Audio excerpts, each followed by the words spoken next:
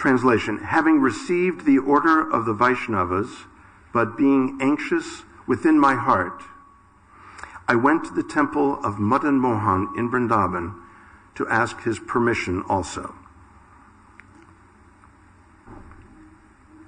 Purport: a Vaishnava always follows the order of Guru and Krishna. Sri Chaitanya Charitamrita was written by Krishnadas Kaviraj Goswami by their mercy.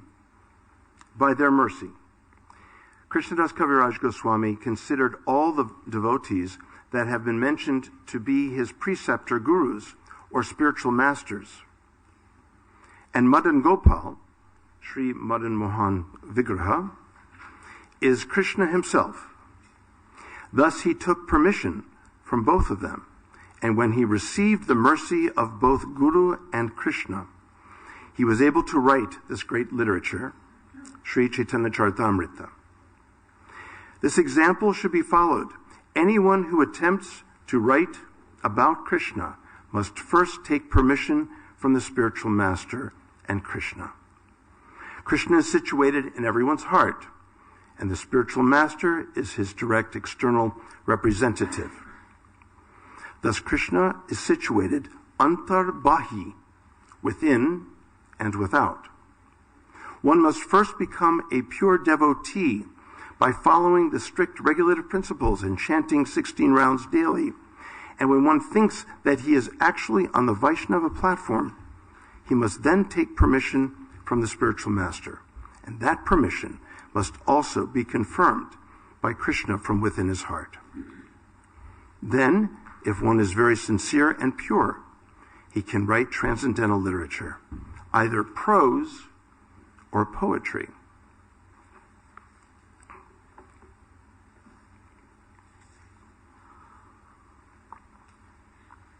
I see two major themes here. One is the theme of the relationship of guru and disciple, and that in turn in relation to writing transcendental literature.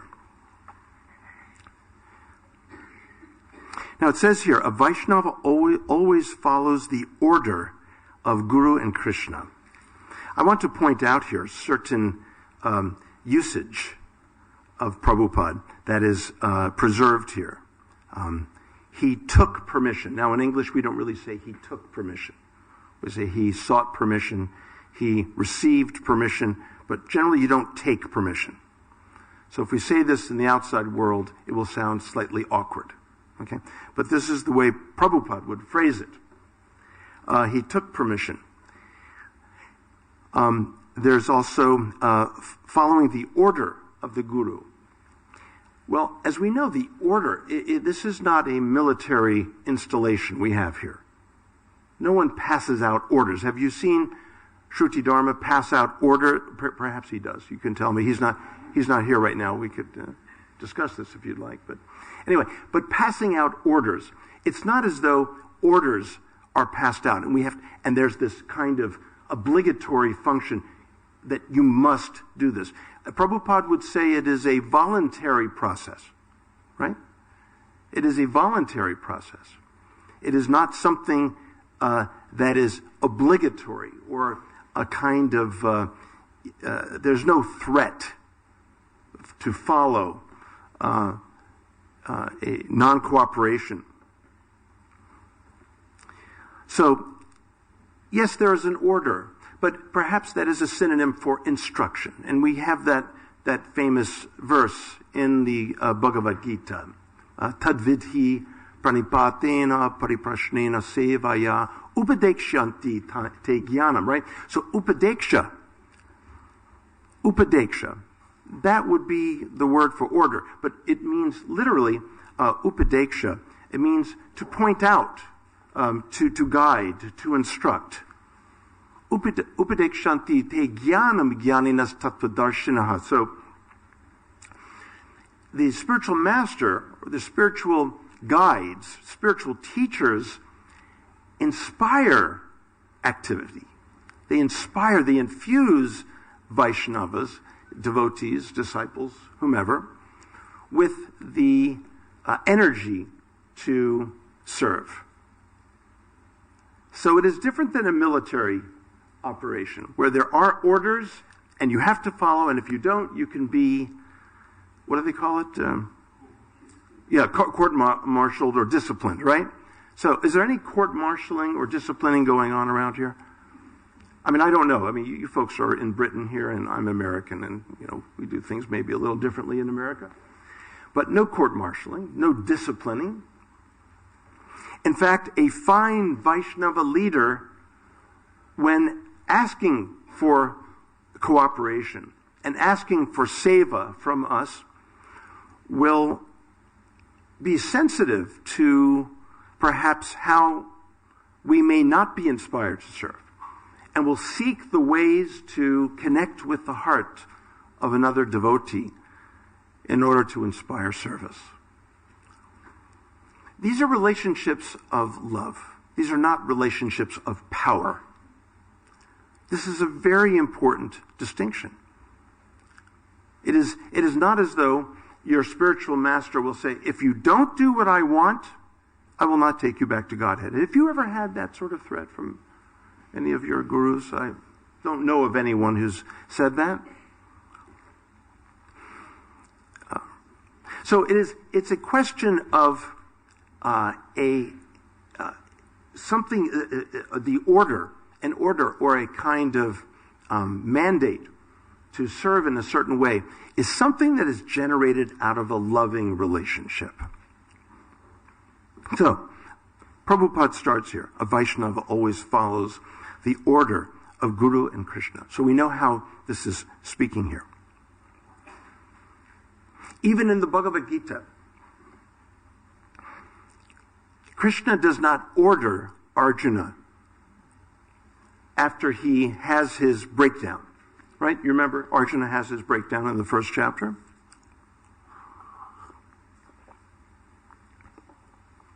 In the first half of the first chapter, Arjuna is very much the Kshatriya. He's being driven out in the middle of the battlefield. He's ready to fight with those supporting the evil-minded Dhritarashtra. Right? So his engines are revving. He's a very powerful Kshatriya. But when he sees on the opposing side persons for whom he has respect and love, he breaks down. And after he breaks down, we don't hear Krishna immediately saying, I order you to fight this battle. He does not do this.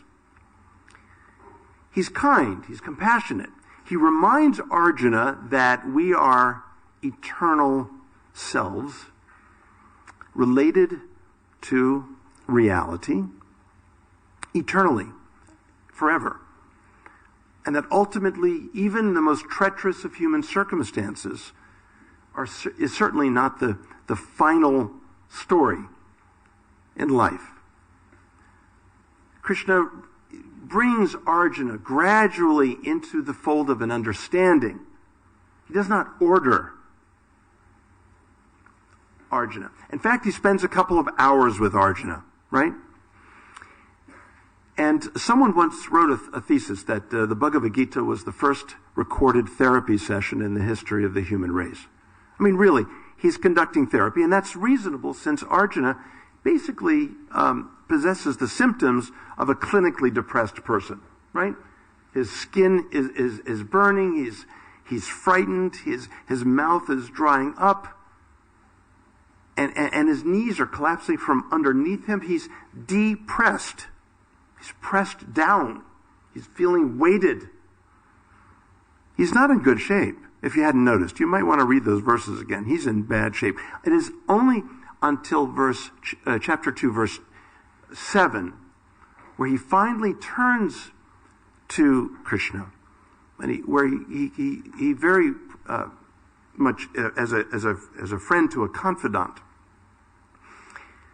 expresses how he is feeling weakness in his spirit, weakness in his heart, and for which he needs bhakti to strengthen. He's feeling bewildered about what to do, for which he needs karma yoga to be strengthened. He's bewildered about the nature of dharma, so he needs jnana yoga. He needs the jnana. And then finally he says, Shishyasteham shadhimam aham prapanam. I am your student. I submit, please instruct me. He doesn't say, please order me, enslave me. No, please instruct me, teach me. Shadhimam aham prapanam. I submit myself unto you. So, this is the Vaishnava process. It's one of inspiration. Inspiration. And if for some reason we're not inspired, we need to consult others. We need to go to others, other sadhus, or the gurus, or the Shastra for inspiration.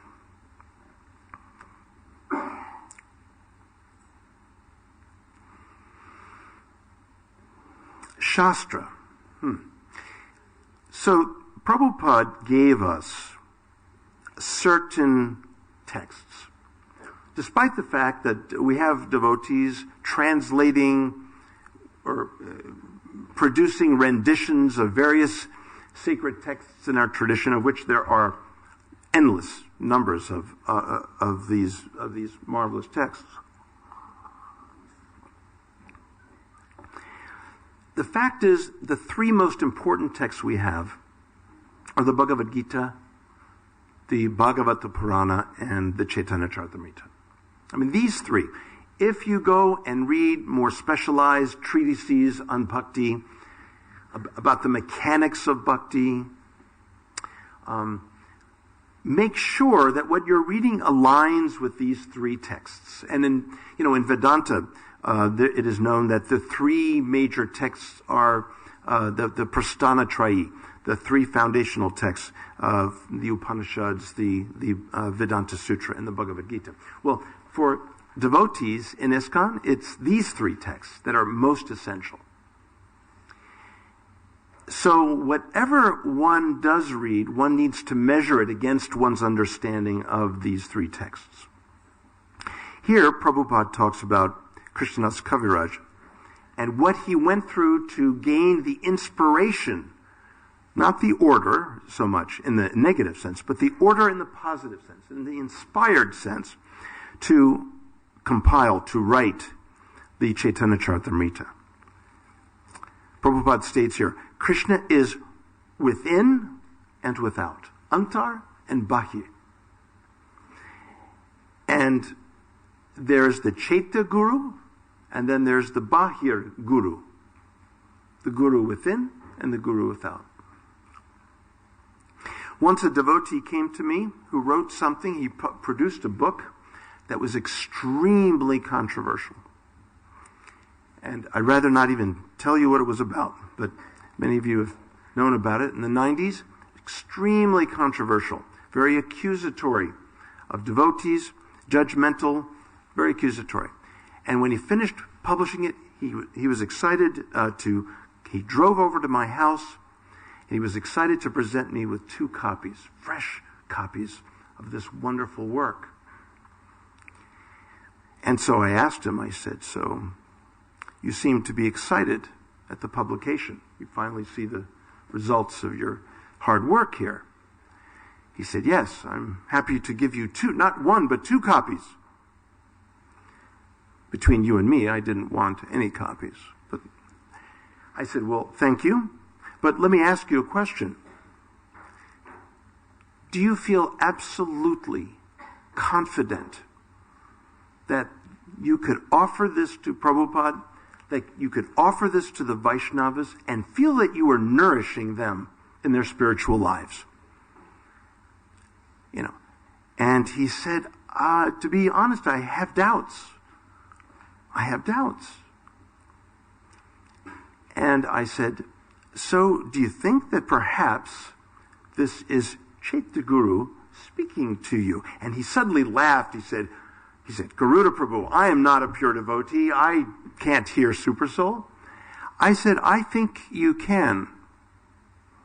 You're not feeling comfortable. You're not sure that this is the right thing to do. I think you need to listen to this. He said, well, I've published the book. I'm going to just distribute it and just see what happens.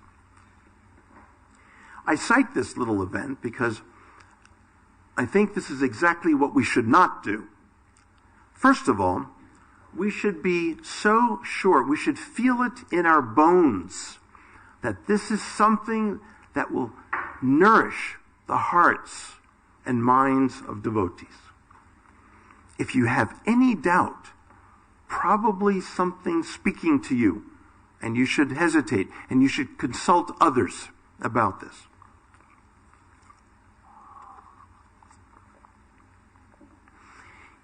Even in the academic arena, which can be extremely tedious, when you get something published, it goes through a rigorous process of review. But sometimes in our movement, we think, God is guiding me. Krishna is guiding me. I'm sure that this is the right thing. And we produce it, and then we say, let's see what happens. It's not exactly the right process, not the process by which Krishnadas Kaviraj followed in gaining the confidence to compile the Chaitanya Charitamrita. So we have a process even in the academic world. You submit a manuscript, and it has to go through what's called a peer review, blind peer review. That means that the author does not know what scholars are reviewing your work. But it's not a double blind. Sometimes there's a double blind review. That means not only do you not know as the author who's reviewing your work, but the scholars reviewing your work in the field, they also don't know who you are. And usually this is done for journal articles. So that's called a double blind review. The reason for blindness is so they could feel free to say what they really think and not fear the next time you see them at an academic convention. Next time you see them walking across the hall, you don't see them and look at them like, you ugly reviewer, whatever. You know what I'm saying? So you can feel free to express what is truly your evaluation. I even had an occasion where a devotee submitted his work to Oxford University Press, and of course the editors there know me, and I've published with them, and so on. And they sent it to me for academic review. And I was reading it and reviewing it, and of course I have a certain standard in my own evaluative process. And of course Oxford has had many reviews from me in the past. So it's not that I can do a sort of a favoritism thing for this devotee, right? But as I'm reading this manuscript, it is poorly written. The ideas are not aligned. And I did him the favor by calling him up and saying, I'm not supposed to tell you this, but I'm reviewing your book. Because this is supposed to be a blind review. But out of deference to you, I need to tell you that I'm having problems with what you've done here. So I'm giving you a choice. I can either call up Oxford and tell them that I'm too busy to finish reviewing your book, and you can get someone else to review it, who by chance may find this to be the most brilliant thing they've ever read. Or you can have me continue it, and I will. But I'm just warning you, I have to evaluate it this way. And I think these are constructive criticisms. So he said, please go ahead and evaluate the work. In the end, I could not recommend it for publication. Later, of course, he was very upset with me. So there, when you break the blind review process, then people get upset with you, right? But these were constructive criticisms. Were he to have followed these criticisms, I'm a lot more experienced in the field than he was. And had he followed these criticisms or corrected these things, it would have been a fine work to have published, but there were a lot of them. So even in the academic arena, we have a process there of checking, peer review, to gain a sense of whether something is fit for a particular field or is right and speaks to the audience in a way that is effective. So in bhakti, we should also have the same thing.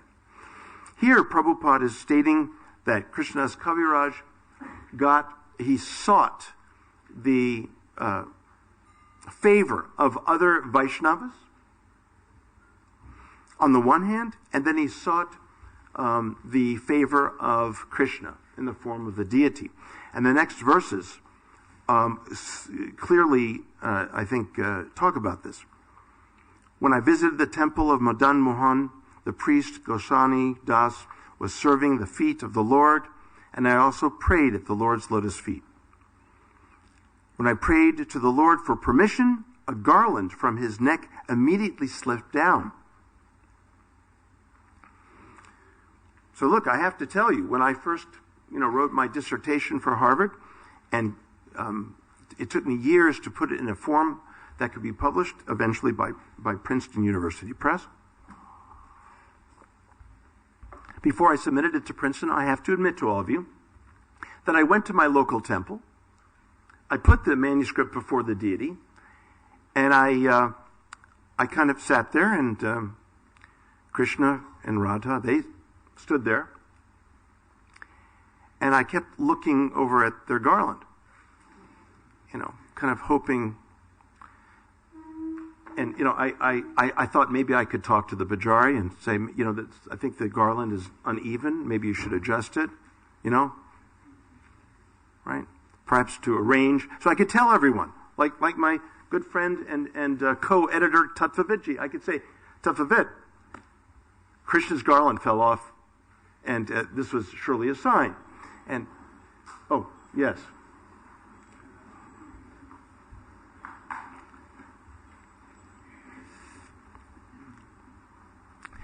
But it never happened, I assure you. There was no garland that fell off. There were no assurances from the deity of which I was aware. And so exactly how does a devotee gain favor of the Vaishnavas and Krishna? I think that if one requests rigorous review and criticism from other Vaishnavas before one goes and undertakes a project of writing literature about Krishna, then I think that Krishna within their hearts speak. So I think that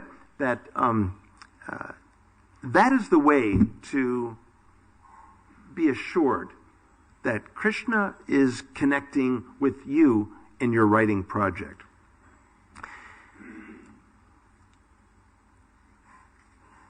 The following verse said, as soon as this happened, namely the garland falling down, the Vaishnava standing there all loudly chanted Hari Bol, and the priest, Goswami Das, brought me the garland and put it around my neck. Well, I couldn't even get the garland to fall. What to speak of all the Vaishnava, right? So this was quite a celebration for him and quite a assured signal that he could go and go ahead with his project. I was greatly pleased to have the garland signifying the order of the Lord, and then and there I commenced to write this book.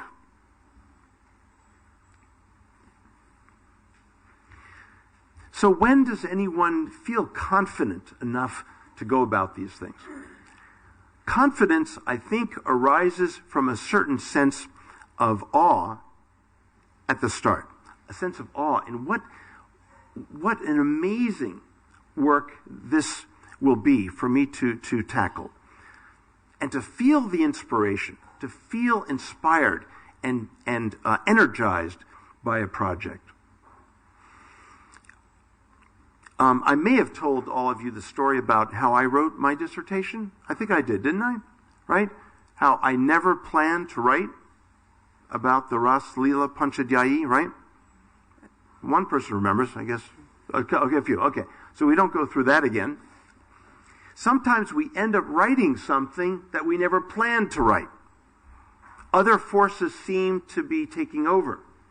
One is guided or instructed to, and in that situation, I had no choice. A strange predicament to find oneself in. But I think that every work has an audience. One has to make sure that one is truly speaking powerfully to a particular audience. Really, literature is a form of conversation. So when you're speaking to someone, you want to make sure they're hearing you. Do we speak in such a way, or do we write in such a way that the audience to whom we are directing this work is truly receiving it? This is a very important feature. Are we contributing something vital to the audience, or is this something redundant? If you recall, Krishnadas Kaviraj Goswami said, I won't repeat the stories found in the Chaitanya Bhagavat of Vrindavan Das Thakur. He's already written these things. I don't need to write them again. But in other cases, it may be necessary to review a piece of literature again.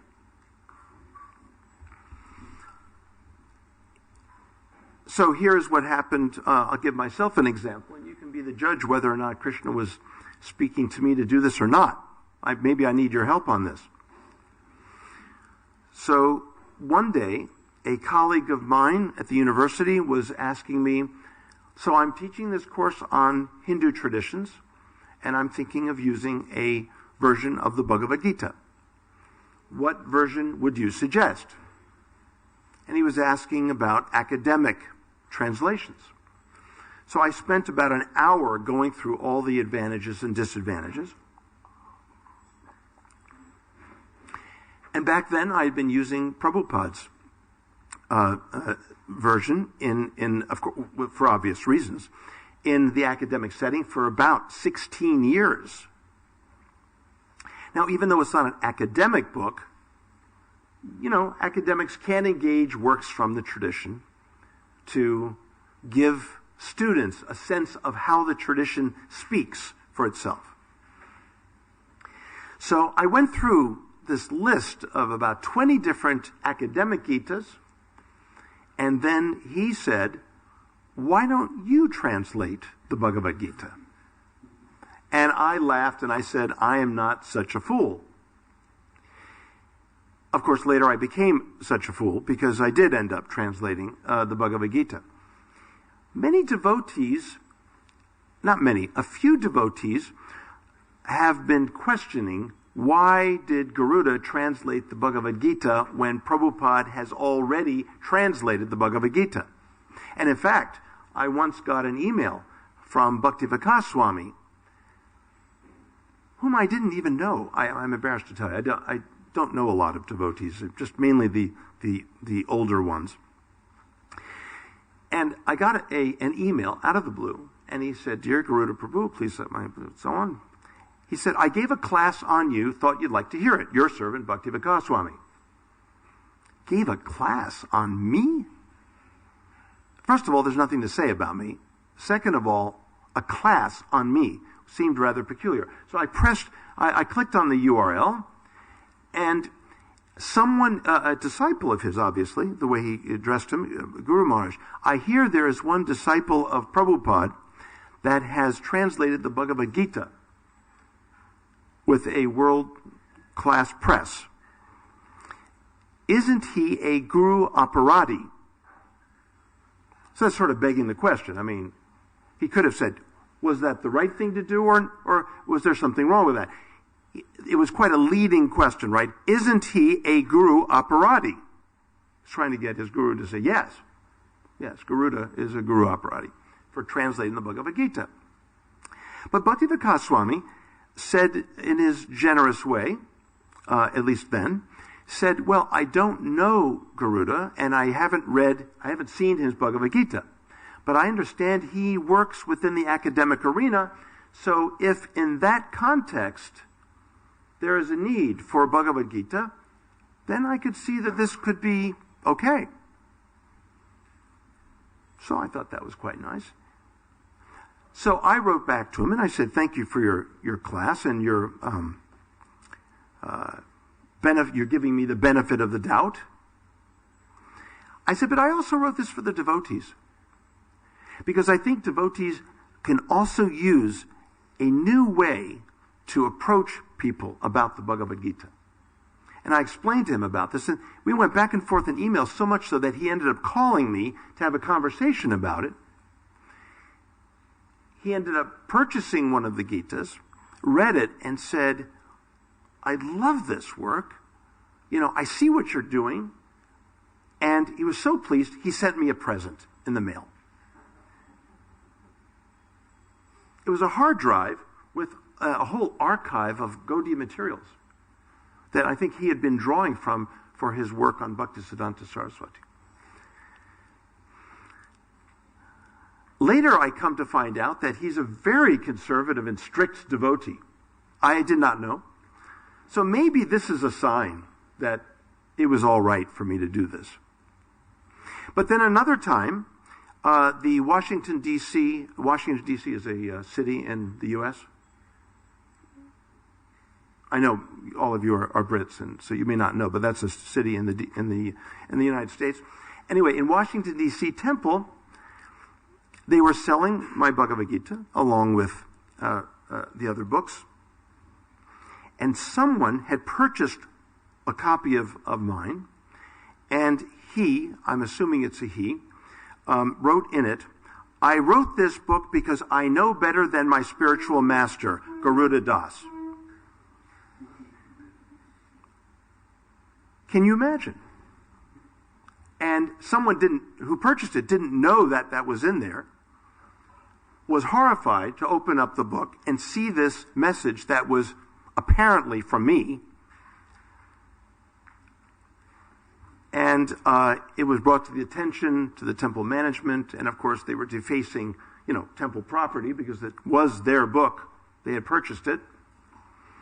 And then I came to know about it. So there's the opposite kind of response. However, that is a cowardly act. It's a cowardly act. Why did that devotee not just come to me and challenge me directly? Why not?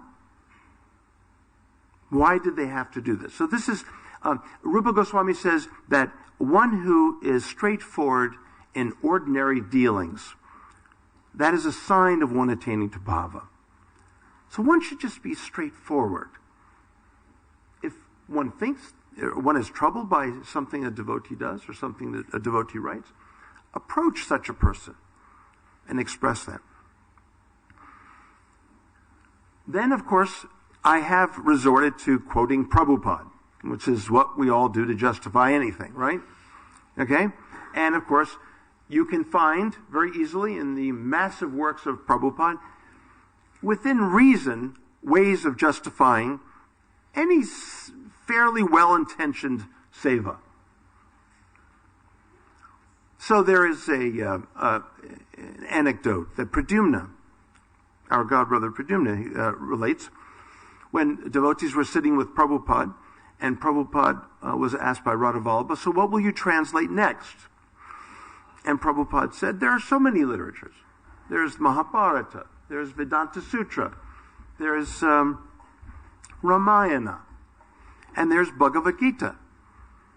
So Radhavallabha was sort of like looking around, like, anyone else hear that? So he finally was straightforward and said to Prabhupada, but Srila Prabhupada, haven't you already translated the Bhagavad Gita? And Prabhupada said, oh, of course, but of course we have, but there can be so many. There are so many translations, so many commentaries. There can be others. So, I suppose I need to sort of paste that into the inside cover of every book, every copy of Bhagavad Gita in order to justify it. I haven't gotten too much resistance to it, but so where did the reason for this Gita to come, why did this Bhagavad Gita come from me? What motivated me? It wasn't simply my colleague who asked me what was the right Bhagavad Gita to be used, or what was the better one, what are better ones, what are worse ones, what are the advantages, what are the disadvantages. But it was something that sort of happened naturally with the publishers with whom I had been dealing. But it occurred to me that after using Prabhupada's Gita in the academic context, students really don't understand Prabhupada's Gita very easily. They simply don't get it. There are ways to view this, but I can simply say that the Bhagavad Gita as it is a devotee's Gita. It's very much a devotee's Gita. If you go on Amazon.com and look under the comments that are made under Prabhupada's Gita, they're usually either 5-star, best comments, or they're 2 and 1 star. Usually the 2 and 1 star are the outsiders, and the 5-star usually the devotees. And one could say, oh, there we go, the demons and the devotees. There we go. It's good. We're ready for the fight. But not everything is a fight. It's not a question of a fight. It's a question of elevating people gradually to an appreciation of the gifts that Prabhupada offers. So I realized that many people, upon looking at Prabhupada's Gita, had doubts, even about the translation. Prabhupada has what I call a little bit of an impatient translation. Prabhupada is impatient. He wants Krishna to get right to the essence of things. So when you see the word yoga in the word for word, it says yoga, but when you see it in the translation, it says devotional service. People are disturbed by this. They said, that's not what it says. It says yoga. So they begin to doubt. But we know that Prabhupada was impatient. He wanted the Uttama vision delivered as soon as possible. And he did that in a lot of ways. When we do deity worship, we're stepping into the shoes of a pure Vaishnava and entering into the practices of what pure Vaishnavas have done for centuries. When we take up the process of bhakti, we're also stepping into the shoes of advanced Vaishnavas, and we're trying to elevate. Prabhupada was impatient in the good way for those who could handle it. But not everyone can handle Prabhupada's impatience. So we have to gradually raise people to an appreciation of Prabhupada's impatience, where they say, wonderful, Prabhupada's impatient. He wants to push us right through the process. But that doesn't speak to everyone right away. This is one of the things that I explained to Bhaktivedanta Swami. If this class is being recorded, I'll have to send him an email. Bhaktivedanta Swami, I gave a class on you. I thought you'd like to hear it. Your servant, Garuda Das. I explained to Bhaktivedanta Swami that in the process of translating and writing about the Bhagavad Gita, I discovered some things that I felt were extremely important for devotees to realize when appreciating Prabhupada's Gita. That's why I did it. And a Gita that could be extremely literal to satisfy, the students out there who had doubts about Prabhupada. Because it ends up saying the same thing. They just don't want the shortcut. I gave them the long cut. Fine. I told Bhaktivedanta Swami, I said, if you could characterize Prabhupada's Gita in more or less 1 or 2 sentences, what would it be? Perform devotional service to Krishna. Would you agree with me? If you had to put it in 1 sentence, wouldn't you agree? Perform devotional service to Krishna.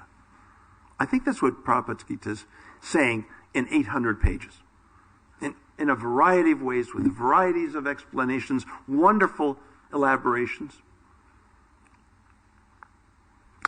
If you had to summarize what my Gita is saying,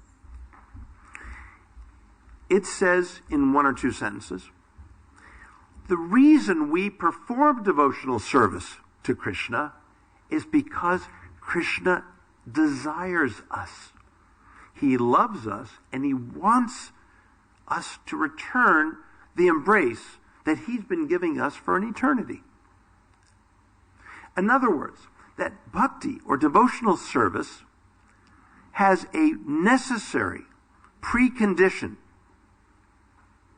which is his love of us, his embrace with his various manifestations, whether it be Purusha or Paramatman or Brahman or Vishwarupa. These manifestations have been embracing us forever. Devotional service is the return embrace. I was sitting before some young children at Vishwambar School in Florida. Florida is a state in the U.S. It's one of the... Never mind. Oh, did you do... Okay, excellent. Okay, thank you. Thank you. Excellent. Okay, so Florida. So you know exactly what I'm talking about. Great. So in Florida, there is a Gurukula there, and I was invited to speak to an age group that was 8, 9, and 10, I think. Now, of course, a university professor, this sounds like fun to me. I mean, I love the opportunity. So I went there, and of course, they started giving me with a chair. The children were on the floor. They gave me a chair with a garland. I said, hey, whoa. I'm sitting on the floor. I'm going for the children, okay? This is not a worship service. I want to talk to these children. I want them to talk to me. So I asked all of them. I said to them, so why do we perform devotional service? And then it was fascinating. I heard these little children echo what their parents told them, right? To get out of the material world is what one said. I said, okay. Why else do we perform devotional service? Another one said, to be purified. I said, yeah, so we're pretty impure beings, right? And we need to be purified, right? Okay. But why do we do it in the first place? I mean, what's the point of devotional service? And someone said, to please Krishna. I said, okay, we're getting warmer, right? It's getting closer. I said, but why, how does that please Krishna? Why does it please Krishna? And then I said, when we repeat the Mahamantra, we chant the Mahamantra, it's all names of Krishna and Radha, and we're calling out to them. It's a circular mantra. It goes around. It's a circuitous sort of motion, the Mahamantra. So why? It's like dialing, like the old dial phones. You remember no, most of you are too young, right? Anyway, when I was a kid, we had dial phones. Yeah, you don't even know what I'm talking about. Phones. Those are the physical, not cell phones. Physical landline. Yeah, you don't even know what a landline phone is. Okay, that's fine. We don't. At least you know the word analog. That's good. Okay, excellent. So, the Mahamantra is like it's like Krishna's phone number. We're calling Krishna. So I asked these little children, I said, do you ever call someone, like a friend, on the phone, and as soon as they answer, you hang up? Make sure that when you're calling Krishna, you don't hang up. Make sure you've got something to say when Krishna answers the phone. So when you are chanting and you're taking up this process of the Mahamantra and meditating on the holy names, why do we call out to Krishna? Why are we performing devotional service? I pushed these children. And I then pointed to little deities of Radha and Krishna, like we have here, such beautiful deities. I said, what is Krishna doing? And they said, Krishna's playing the flute. Exactly. Why is Krishna playing the flute? And then one child said, because he's calling us. I said, yes, yes. And Radha is calling us with him. Because normally when Krishna plays the flute, he's calling the gopis to come out, to be with him. But so normally he would have no reason to be holding the flute. But here he's holding the flute with Radha because they're calling us together. Why are they calling us? And then a child said, and I love this because it had to have come from him, and he said, because Krishna loves us. I said, yes. A for the day. I didn't say that, but I felt like saying it. It was perfect. Krishna loves us, and that's what he's doing. He's waiting in our hearts for an eternity for us to turn to him and to reciprocate that love. He doesn't love us in a burdensome way. You know, in the U.S., we have billboards. You know, there's big signs on the roads, especially the highways. And there are many Christian groups that love telling us, you know, passersby, that Jesus loves you. You don't have that around here, do you? No. We have lots of that there. I mean, everywhere you go, you're told Jesus loves you. We don't have the born again. You don't? No. So being born once is enough. You know. It's good to know. Well, we have lots of them over there. Jesus loves you everywhere. And this kind of pressure. Jesus loves you. You know. Imagine if I went around the temple later today, and I went around and I told Tattva, I love you. You know, and I'm waiting there for you to say, yeah, but it doesn't come, right? Okay, it just doesn't come. Okay? And then I go to Shruti Dharma. I say, Shruti Dharma, I love you. I love you, man. And he's looking at me like, okay. Or take Dhananjaya. I've known Dhananjaya for years, okay? Right? We lived in Vrindavan together. Okay, Dhananjaya, I tried this out there in the hall when I first went, right? I said, I love you, Dhananjaya. I love you, man.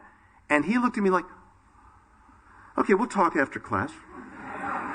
So, you know, it just gets weird. You know, if you just start telling everyone that you love them and you just go around saying, you know, I love you. But I'm going to try this after class with all of you and see if I can get any kind of response. Like, well, I like you a bit, Garuda. You're okay. But you're coming on a little strong here. Okay? Yeah. Oh, Dhananjaya. Oh, okay. Okay. If it worked with him, it's going to work with some of you. Okay? Some others of you. Okay? That's good. So it is working. Well, apparently the Jesus people, they think it works too. Jesus loves you. You know, suddenly you got this big blaring sign. You know, Jesus is usually written in much bigger letters, and then loves you sort of fits underneath.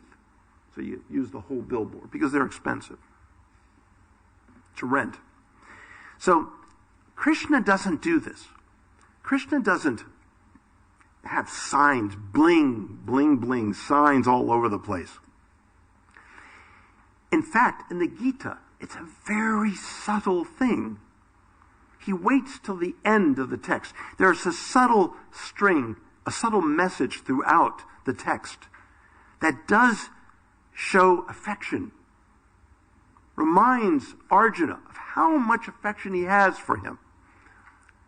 But it's not until the end of the text where he says that this is the greatest secret of all, he claims, is his love. It's the greatest secret of all. Why does Krishna keep it secret? Why doesn't he just come out like Jesus and just do bling right in your face? You know, Krishna loves you. We could put signs up everywhere. Prabhupada, you know, did he tell us to put billboards up everywhere? Krishna loves you. No. He said, let us first become conscious of Krishna. Let us become aware that he even exists. And then maybe you'll see how loving he is. It's secret. His love is secret because he doesn't want to pressure us. He doesn't want it to be a conditional love. He doesn't want it to be a forced love. Love, if it's forced, is not love at all. If it's manipulated, coerced, it's not love at all.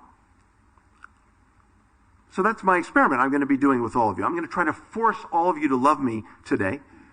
And I don't Dhananjay is the only one who fell for it. But I don't think the rest of you will fall for it.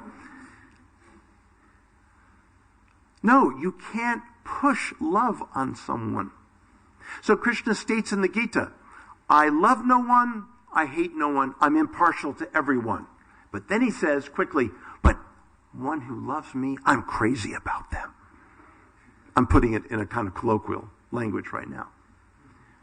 So he waits. He waits an eternity in our hearts for us to turn to him.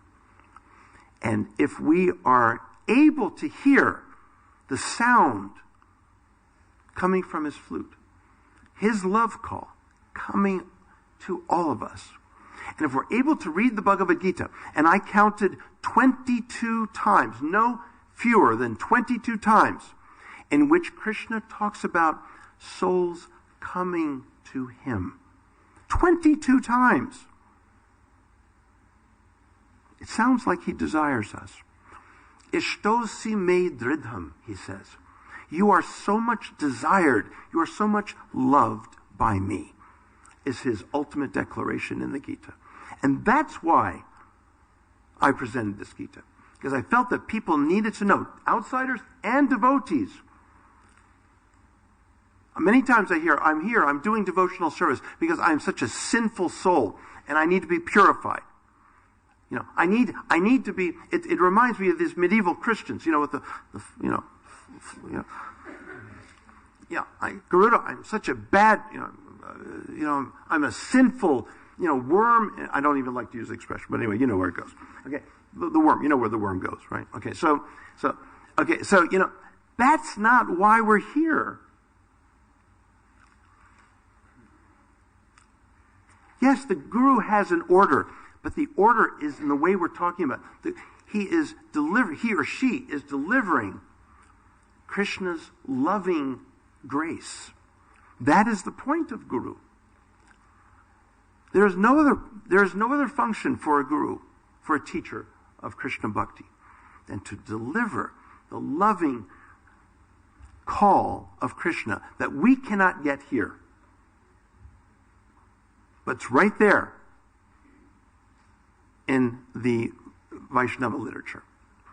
I'll just end by saying that any literature we do write must reflect something of that loving call from Krishna.